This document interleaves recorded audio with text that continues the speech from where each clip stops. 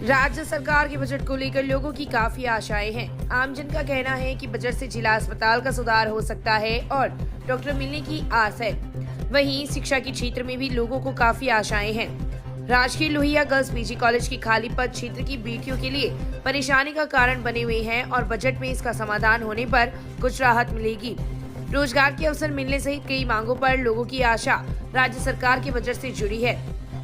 रतनगढ़ के अंदर एक औद्योगिक का कोई भी वातावरण नहीं है। लोगों को काम धंधे के लिए उधर भागना पड़ता है। यदि सरकार उद्योगों की तरफ ध्यान दे और उद्योगों की जो उपेक्षा हो रही है उसमें सुधार करवाए।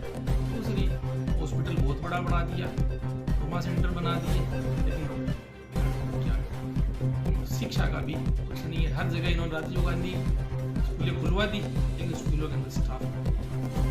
सबसे बड़ी समस्या, सरकार न स्वास्थ्य दे पा रही है, न शिक्षा दे पा रही है, न और रतनगढ़ को जिले बनाने की बात हो रही है। यदि हो जाए तो इसका भी विकास रतनगढ़ का होगा। मुझे ऐसा लगता है कि कल जो बजट आएगा राजस्थान सरकार का अंतिम बजट होगा और ये बजट जो है लोक लुभावना होगा, लोक लुभावना पर पूर्णतः प्रेरित होगा। हर तरह का प्रलोभन लोगों को दिया जाएगा, जनता की आंखों धूल झोंकने वाला और ये बजट आएगा।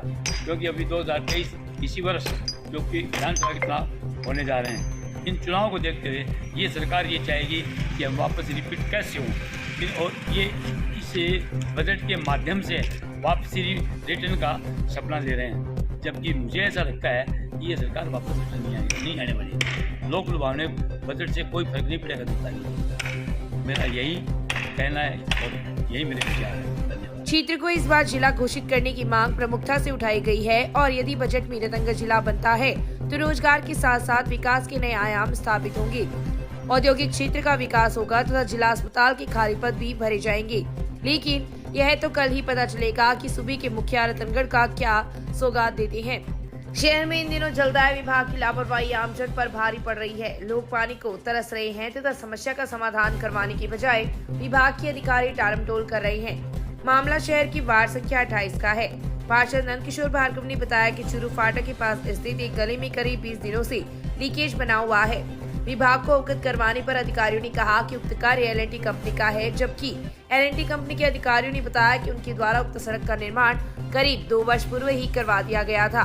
इसके अलावा वार्ड के सांकला भवन के पास स्थित लीकेज को निकालने की बजाय विभाग ने उक्त स्थान पर बुश लगा दिया, जिससे पानी आगे नहीं जा रहा है। जब पार्षद ने बुश लगाने की शिकायत दर्ज करवाई तो अधिकारियों ने कहा कि उनके पास जॉइंट उपलब्ध नहीं है। वहीं वार्ड में शिव हनुमान मंदिर के पीछे स्थित कई घरों में पानी के साथ मिट्टी भी आ रही है तथा अपनी योजना का पानी पिछले 3 दिनों से वार्ड में सप्लाई नहीं हो रहा है और समस्याओं के समाधान के प्रति अधिकारी संतोषजनक जवाब नहीं दे पा रहे हैं। इसके अलावा भी वार्ड में कई स्थानों पर पेयजल लाइन में लीकेज बने हुए हैं तथा आम जन काफी परेशान है। वार्ड संख्या 28 में और लगभग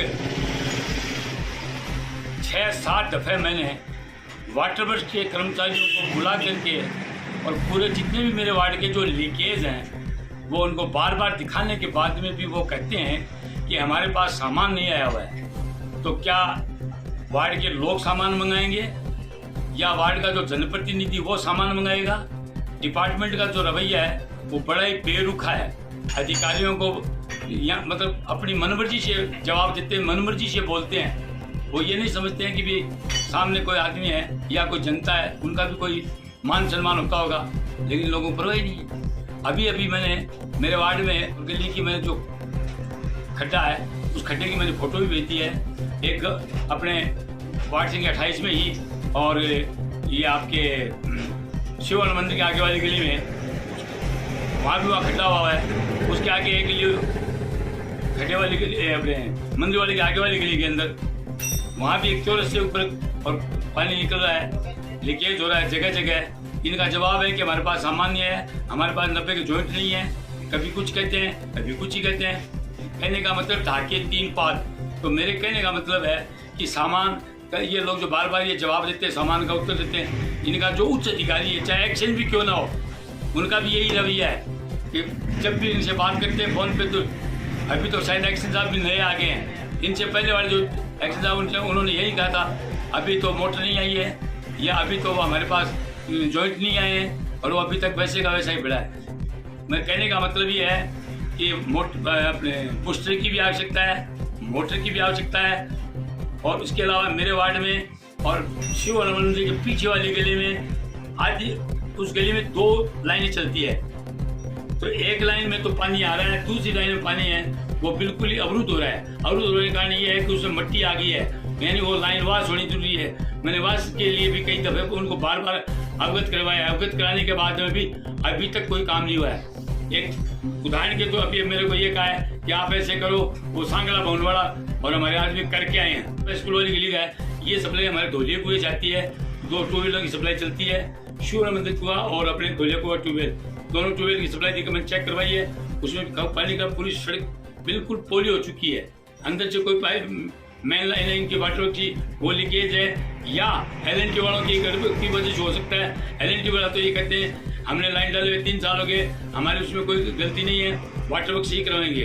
वाटर वर्क के कर्मचारियों को मैंने बुलाया तो उन्होंने LNT पे डाल दी बात। तो कहने का मतलब LNT को उस पर बात डाल देती है और वाटर वर्क से LNT पे बात डाल देते हैं। कहने का मतलब एक दूसरे पर आरोप और प्रत्यारोप लगाते रहते हैं, इससे जनता दुखी हो रही है। मेरा तो यही निवेदन है, बार बार कह रहा हूँ और अभी भी कह रहा हूँ कि मेरे जितने भी अपने लीकेज हैं और जहाँ भी मेरी जो लाइन जो अपने मिट्टी से जो भरी हुई है उस लाइन को भी जल्दी से जल्दी शीघ्र उसकी वाश करवाई जाए लाइन की, ताकि घरों में पानी आराम से पीने के लिए पानी आसानी से उपलब्ध। पंचायत समिति में गुरुवार को उपखंड स्तरीय जन सुनवाई का आयोजन अतिरिक्त कलेक्टर एवं जिला मजिस्ट्रेट सुजानगढ़ भागीरथ साग की अध्यक्षता में हुआ।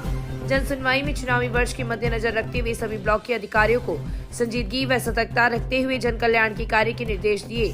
साथ ही राज्य सरकार की फ्लैगशिप योजनाओं से लोगों को अधिक से अधिक लाभान्वित करने के लिए निर्देशित किया गया। इस अवसर पर अभाव अभियोग निराकरण समिति के सदस्य रामलाल पुजारी ने फ्लैगशिप योजनाओं के प्रति तत्परता बरतने के अधिकारियों को निर्देश दिए। जन सुनवाई में विभिन्न योजनाओं की प्रगति की समीक्षा की गई। विकास अधिकारी दुर्गाराम पारिक ने बताया कि मुख्यमंत्री स्वास्थ्य बीमा योजना में ब्लॉक की 7 ग्राम पंचायतों में 100% चिरंजीवी बीमा योजना का नामांकन करवाया जा चुका है। इस अवसर पर SDM डॉक्टर अभिलाषा, BCM डॉक्टर मनीष तिवारी, पशुपालन अधिकारी डॉक्टर हुड़ताराम मीणा सहित बिजली पानी सहित विभिन्न विभागों के अधिकारी व कर्मचारी उपस्थित थे। राजस्थान नगरीय आधारभूत विकास परियोजना द्वारा शहर में आमजन की सुविधा के लिए सीवरेज प्रणाली के विकास के लिए विभिन्न आधारभूत विकास कार्य के साथ ही इन कार्यों के प्रति आमजन की सहभागिता सुनिश्चित करने तथा समय समय पर विभिन्न विषयों पर जन जागरूकता कार्यक्रम भी करवाए जाते हैं। इसी क्रम में शहर के वार्ड संख्या 23 में पालिका प्रतिपक्ष नेता लालचंद प्रजापति की अध्यक्षता में महिला समूह की बैठक का आयोजन किया गया। बैठक में जन सहभागिता इकाई के प्रवीण सिंह राठौर ने सीवरेज परियोजना के लाभ बताते हुए सीवरेज के रखरखाव के बारे में विस्तार से जानकारी दी। कोमल त्रिपाठी व बाबूलाल ने सुकन्या समृद्धि योजना के बारे में जानकारी दी। महिलाओं से बात करते हुए सीवरेज कनेक्शन संबंधित प्रश्नों के उत्तर भी दिए गए। इस अवसर पर मैमुना, रहीशा, दौलत सहित काफी संख्या में महिलाएं उपस्थित थी। बैठक का संचालन खुशी शर्मा ने किया।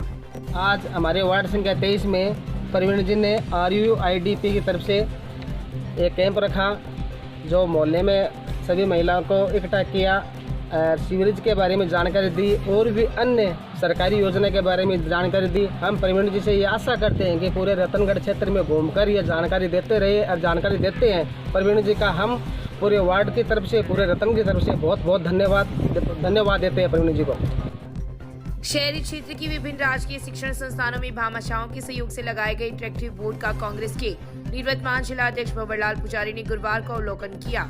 राजकीय स्कूलों में ऑनलाइन शिक्षण को बढ़ावा देने के उद्देश्य से श्री गांधी बाल निकेतन स्कूल के सचिव राजीव उपाध्याय की प्रेरणा से भामाशाह शुभकरण बैद, डॉक्टर अशोक सराफ व अरुण अजीत सरिया ने अत्याधुनिक इंटरेक्टिव बोर्ड लगाए हैं। इस अवसर पर पुजारी ने भामाशाहों के योगदान की सराहना करते हुए कहा कि इससे शिक्षा के क्षेत्र में क्रांतिकारी परिवर्तन आएगा तथा शिक्षकों व विद्यार्थियों को शिक्षण कार्य में सुविधा होगी। पुजारी ने भुआलका बालिका स्कूल, राजकीय जालान स्कूल, राजकीय प्रकाश पाठशाला एवं ज्योति स्कूल का अवलोकन किया। इस मौके पर पार्षद राजेंद्र बबेरवाल, अनिल सियोता, वीणा बाकोलिया, कुतुबुद्दीन पठान, भंवरलाल जसैल, एडवोकेट सुशील बाकोलिया सहित स्कूल परिवार के सदस्य उपस्थित थे। बेटी बचाओ बेटी पढ़ाओ अभियान क्षेत्र में अब कागजों तक ही सिमट कर नहीं रहा है, अपितु इसके प्रत्यक्ष उदाहरण भी देखने को मिल रहे हैं। बीती रात रतनगढ़ की वार्ड संख्या 6 में मीनाक्षी मंगलहारा की घोड़ी पर बैठाकर परिजनों ने बंदूरी निकाली। पिता जयप्रकाश मंगलहारा ने बताया कि मीनाक्षी की शादी 9 फरवरी को है। शादी से पहले उन्हें घोड़ी पर बैठाकर सम्मान दिया गया है। बेटियों की बंदूरी में परिजनों सहित काफी संख्या में लोग शामिल थे।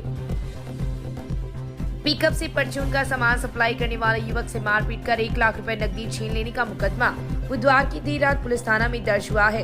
पुलिस ने सुजानगढ़ तहसील के गांव गुलेरिया निवासी 33 वर्षीय गोपाल सिंह की रिपोर्ट पर मुकदमा दर्ज कर जांच शुरू कर दी है। गोपाल सिंह ने पुलिस को दी रिपोर्ट में उल्लेख किया है कि वह सुजानगढ़ से पिकअप में परचून का सामान लेकर पड़ियारा आता है। बुधवार की शाम वह पड़ियारा में ओंकार प्रजापत की दुकान के पास खड़ा था। इसी दौरान पड़ियारा निवासी हनुमान पूनिया अपनी कैंपर गाड़ी लेकर आया तथा उसकी पिकअप के आगे लगाकर उसे पीटना शुरू कर दिया। डंडे से वार कर हनुमान ने गोपाल सिंह पर वार किया, जिससे उसके नाक पर चोट आई है और उसके पास से 1 लाख रुपए छीनकर मौके से फरार हो गया। पुलिस ने विभिन्न धाराओं में मुकदमा दर्ज कर जांच एएसआई सुरेश कुमार को सुपुर्द की है। कल दिनांक 8/2/23 को गोपाल सिंह स्नोप चंद्र सिंह राजपूत निवासी गुलेरिया ने रिपोर्ट दी कि मैं पिकअप लेके पड़ियारा परचून का सामान लेने आ रहा था। वहां पर अडवान स्नोप बाउंडलाल पूनिया मिला, जिसने मेरे साथ मारपीट की। वे मेरे साथ 1 लाख रुपए छीन लिए, जिस पर मुकदमा दर्ज कर जांच शुरू की गई। पूर्व फौजी के परिजनों ने ही घर में रखी संदूक से सोने चांदी के आभूषणों की चोरी कर ली। इस आशय का मुकदमा बुधवार की रात रतनगढ़ पुलिस थाना में न्यायालय के माध्यम से दर्ज हुआ है। पुलिस ने मुकदमा दर्ज कर जांच शुरू कर दी है। रतनगढ़ तहसील के गांव हंससर निवासी 52 वर्षीय पूर्व सैनिक परमेश्वर लाल जाट ने न्यायालय में दायर इस्तीकाशे में उल्लेख किया है कि कुछ समय पहले उसकी पत्नी रामदेवी का निधन हो गया था, जिसके आभूषण एवं उसकी पुत्रवधू के गहने एक संदूक में रखे हुए थे। पुत्रवधू घर छोड़कर चली गई थी, जिसका विवाह विच्छेद होने के बाद आपसी सहमति के बाद उसने गहने लौटा दिए थे। उक्त सभी गहने एक संदूक में रखे हुए थे, जिसके ताला लगा हुआ था। पत्नी के निधन के बाद वह मानसिक रूप से परेशान हो गया तथा बीमार रहने लगा। जब इन आभूषणों को संभाला तो वे संदूक में नहीं मिले। आभूषण नहीं मिलने पर परिजनों को इस बात से अवगत करवाया और मामला दर्ज करवाने की बात कही, जिस पर पुत्र प्रताप सिंह, पुत्री गुलाब, भाई ज्ञान प्रकाश, भाई की पत्नी कमला एवं उसके पुत्र सांताराम व प्रदीप ने गहनों की चोरी की करना स्वीकार करते हुए कहा कि वे शीघ्र ही इन्हें लौटा देंगे, लेकिन 22 जनवरी को इन लोगों ने गहने लौटाने से इनकार कर दिया। पुलिस ने मुकदमा दर्ज कर जांच एएसआई छगनलाल को सुपुर्द की है। ये परमेश्वर लाल निवासी हंससर ने माननीय न्यायालय के माध्यम से रिपोर्ट पेश की है कि मेरे पुत्र व पुत्री ने मेरे घर के संदूक में से मेरी पत्नी के आभूषण और रुपये निकाल लिए। वह अब मांगने पर भी नहीं दे रहे। इस संबंध में चोरी का मुकदमा दर्ज कर जांच की जा रही है। रिटायर्ड फौजी को नशे की हालत में कैंपर में डालकर अपहरण कर लिया तथा 3 जनों ने बेहोशी की दवा पिलाकर लूट की वारदात को अंजाम दिया। इस आशय का मुकदमा फौजी के बड़े भाई ने बुधवार की रात पुलिस थाना में दर्ज करवाया है। पुलिस ने तहसील के गांव मेनासर निवासी दलीप कुमार जाट की रिपोर्ट पर मुकदमा दर्ज कर जांच शुरू कर दी है। दलीप कुमार ने पुलिस को दी रिपोर्ट में उल्लेख किया है कि उसका 36 वर्षीय भाई महेंद्र गांव की चौपाल में मस्जिद की दुकानों के आगे शराब के नशे में 3 फरवरी को बैठा हुआ था। इस दौरान गांव का 27 वर्षीय नेमीचंद जाट अपनी कैंपर गाड़ी लेकर आया तथा महेंद्र को शराब के नशे में देखकर पास में बैठे लोगों को उसे गाड़ी में डालने का कहते हुए कहा कि इसे घर छोड़कर आता हूँ। तब मौके पर उपस्थित सीताराम, शुभचंद, भवानी शंकर, रामकिशन आदि ने महेंद्र को नेमीचंद की गाड़ी में बैठा दिया। नेमीचंद ने उसके भाई का अपहरण कर लूट करने की इरादे से गांव की उत्तरी दिशा में स्थित खेतों में ले गया तथा वहां पर 2 अन्य को भी बुलाया। इन तीनों ने मिलकर महेंद्र को नशीला पदार्थ पिलाकर उसको जान से मारने की नीयत से गला दबा दिया और उसकी 2 सोने की अंगूठियां, सोने की चैन एवं 20,000 रुपए लूट कर ले गए। इन लोगों ने महेंद्र को मरा हुआ समझकर गांव के दादोजी मंदिर के पास स्थित खेल मैदान में डालकर चले गए। इस दौरान गांव की भियवारा मेघवाल ने इन लोगों को देख लिया तथा महेंद्र के परिजनों को सूचना दी।